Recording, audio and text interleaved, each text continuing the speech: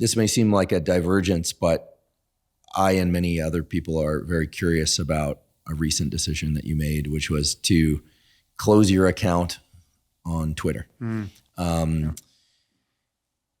You still have an Instagram account, I noticed. Yeah. But although my team manages that. I've never. It's a lot friendlier over at Instagram. Yeah. I've been there a lot longer. I've never even seen it. So. It's pretty good actually. Considering, imagine what would happen if you did pay attention. They're doing a good job with it. But your decision to close your account on Twitter, I think grabbed a lot of eyes and ears, and there's a lot of questions about why. It was a very large account,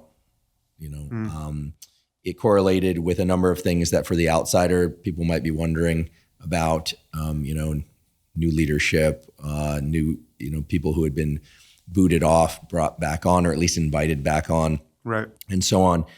You are certainly not obligated to explain your behavior to me or anybody else for that matter.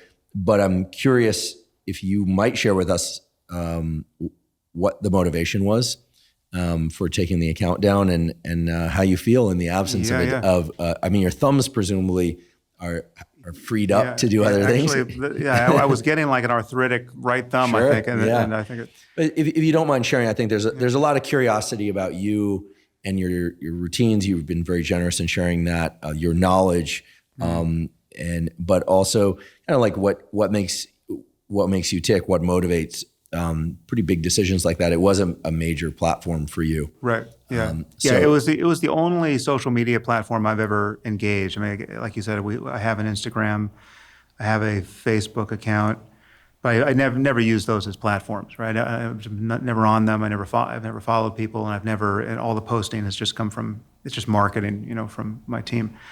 But Twitter was me. I mean, for better or worse, and I began to feel more and more for worse. And it was interesting because it was very, I've talked about it a lot on my podcast about just my love-hate relationship with Twitter over the years. Many good things came to me from Twitter, and I was following a lot of smart people, and it had become my news feed and my first point of contact with information each day. And I was really attached to it just for that reason, just as a consumer of content.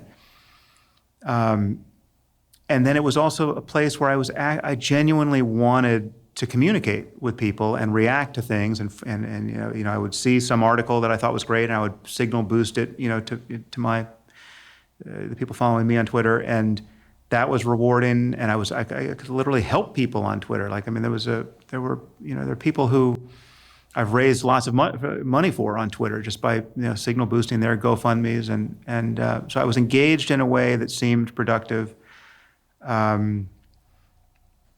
But I was always worried that it was producing needless conflict for me, and was giving me a signal in my life that I was being lured into responding to and taking seriously, that was out of proportion to its representation of any opinion or set of opinions that I should be taking seriously. So I was noticing that and again, this evolved over years. I mean, this long predated recent changes to Twitter. But I was noticing that many of the worst things that had happened for me professionally were first born on Twitter. I mean, just like some conflict I got into with somebody, or something that I felt like I needed to podcast about in response to on Twitter. It's just so much of it. It's either its genesis was Twitter, or it's the further spin of it that became truly unpleasant and dysfunctional happened on Twitter. Like, it was just, Twitter was part of the story when it got really bad. And I've had vacations that have gone sideways just because I got on Twitter and said something, and then I had to produce a controversy that I had to respond to, and then I had to do a podcast about that, and blah. And it was just, okay, this is a mess, right? And so at that point, I have friends who also had big Twitter platforms who would say, why are you responding to anything on Twitter? Just tweet and ghost. Just do to have, and this, like Joe Rogan sat me down and tried to get give me a talking to, as did Bill Maher. And And both of them engage Twitter in that way. I mean, I think they basically never look at their @mentions. They never see what's coming back at them. They just, they use it effectively the way I use or don't even use Instagram or Facebook. I mean, I don't even see what's going out there in my name. And so I could essentially do that for myself on Twitter, presumably. And I did that for some periods of time, but then I would continually decide, okay, now it's all balanced again. Maybe I can just communicate here, because it was very tempting for me to communicate with people, because I would see somebody clearly misunderstanding something I had said on my podcast, and I think, oh, it's like, why not clarify this misunderstanding, right? And my efforts to do that almost invariably produced sometimes it was a kind of a meandering process of discovery, but often it was just kind of a stark confrontation with what appeared to me to be just lunacy and malevolence on a scale that I never encounter elsewhere in my life. Like, I never meet these people in life, right? And yet I was meeting these people by the tens of thousands on Twitter. And so the thing that began to worry me about it, and again, I understand that people have the opposite experience on Twitter. I mean, depending on what you're putting out and what you're, the kinds of topics you're touching, you could have just nothing but love coming back at you on Twitter, right? But because I'm essentially in the center politically, and because this is now on my podcast, this is not in the Waking Up app, I'm often criticizing the far left and criticizing the far right. I'm basically pissing off everyone some of the time, right? So, and it's very different. If you're only criticizing the left, you hate, no doubt you get hate from the left, but you have all the people on the right who just reflexively and tribally are expressing their solidarity for you, right? And who are dunking on your enemies for you, and when your enemies come out of the woodwork. And if you're only criticizing the right, I'm sure you get a lot of pain from the right, but you've got the people on the left who are tribally identified with the left, who are just going to reflexively defend you.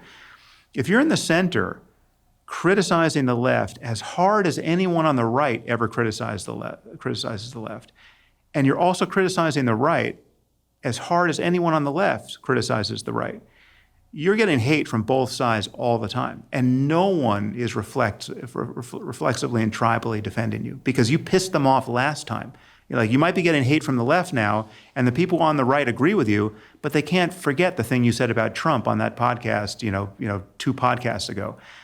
So they're not going to defend you. And so I basically created hell for myself on Twitter, because it was, it was just a theater of, it was just pure cacophony most of the time.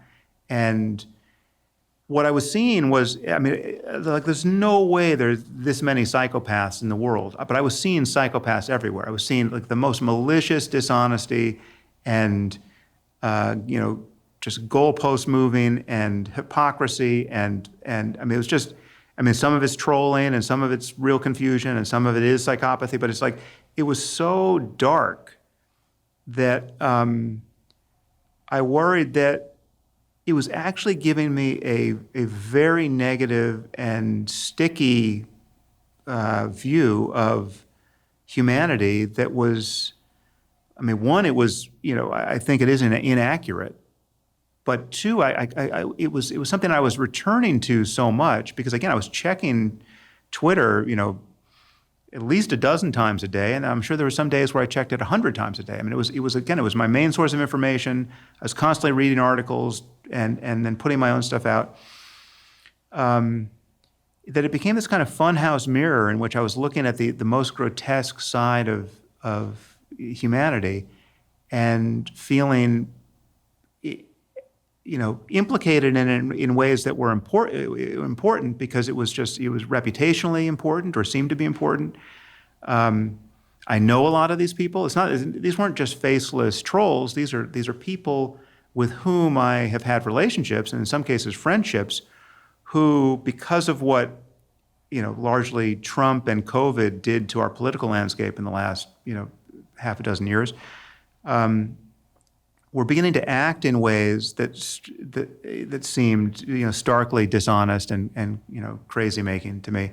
So I was just noticing that I was forming a view of people who I actually have had dinner with that was way more negative based on their Twitter behavior than I think would ever be justified by any way they would behave in life with me. I mean, I was never going to have a face-to-face encounter with any of these people that was this malicious and dishonest and gaslighting and weird, right? As was what was happening hourly on Twitter, right? And so I just began to become more sensitive to what this was, just the residue of all of this in my life, and just how often the worst thing about me in my relationship with the people in my life, like just talking to my wife or my kids, was just the fact that I had been on Twitter at some point in the previously in the previous hour, and there was some residue of that, in my interaction with them. It's like, what are you stressed out about? What are you annoyed about? What are you pissed off about? What can't you get out of your head? What is the thing that you now feel like you need to spend the next week of your life focused on because it went so sideways for you? All of that was Twitter. Literally 100% of that was Twitter. And so I just, at one point, it was actually on Thanksgiving Day, I just looked at this and there was very little thought went into it. Literally, there was more thought involved in whether I wanted coffee when you asked me when I showed up here. It was just like at a certain point, I just saw it and I just ripped the Band-Aid off. And yeah, so, and to answer your other question, it's been almost wholly positive, as you might expect, given the litany of pain and discomfort I just ran through. But it's also it's surprising to recognize how much of a presence it was in my life, given the sense of what is now missing. It's like there's no question there's a kind of an addictive component to it. And when you see, like when I look at what Elon's doing on Twitter, forget about his ownership of it. And I'm not, I've got a lot to say about, the choices he's making for the platform, but just his personal use of it is just so obviously an expression of, I don't know if addiction is the, clinically appropriate term, but, his dysfunctional attachment to using the platform. Forget about changing it and owning it, but just the degree to which it is pointlessly disrupting the life of one of the most productive people in any generation. That was also instructive to me because I know Elon, and I just he's from kind of a friend's eye view of the situation. It's so obviously not good for him that he's spending this much time on Twitter.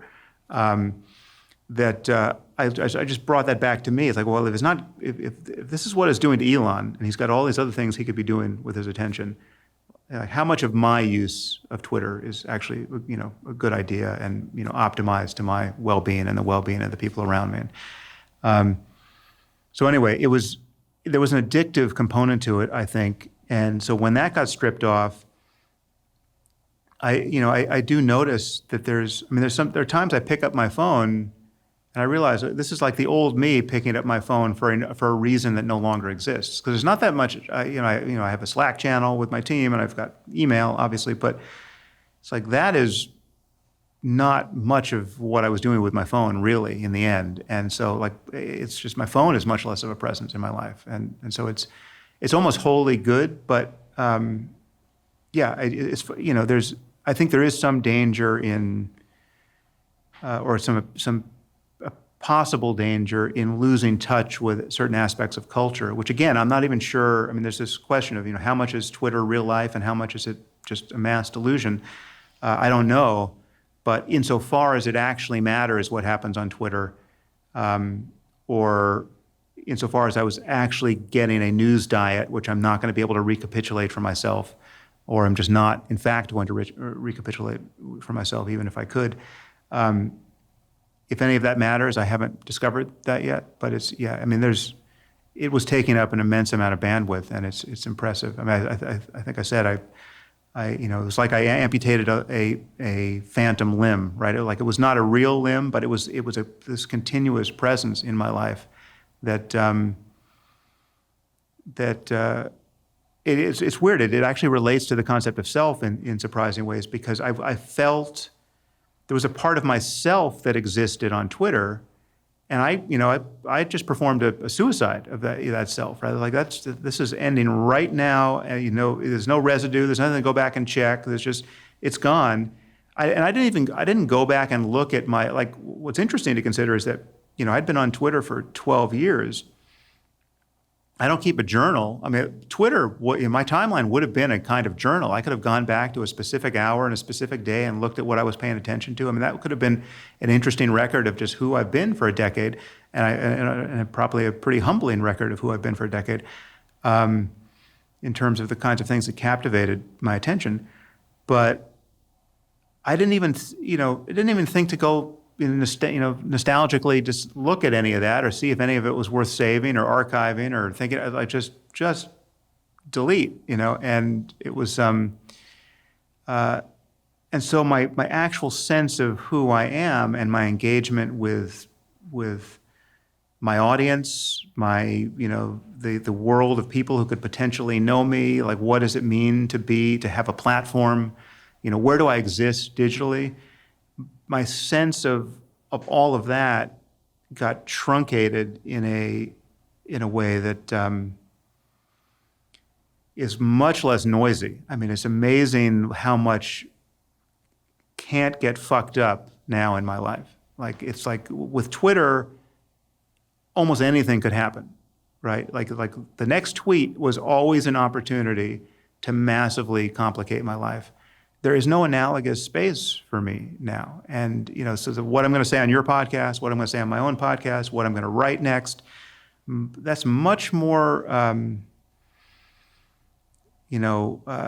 deliberative, and the opportunities to take my foot out of my mouth or to reconsider whether any of this is worth it. Is this the hill I really want to die on now?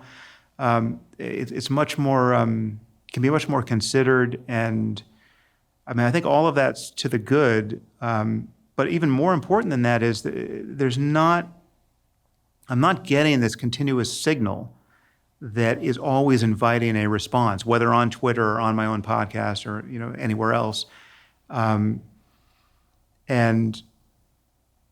it's just much less noisy. I mean, life is much less noisy and cluttered, and that's it definitely feels better. I mean, it's 100% better.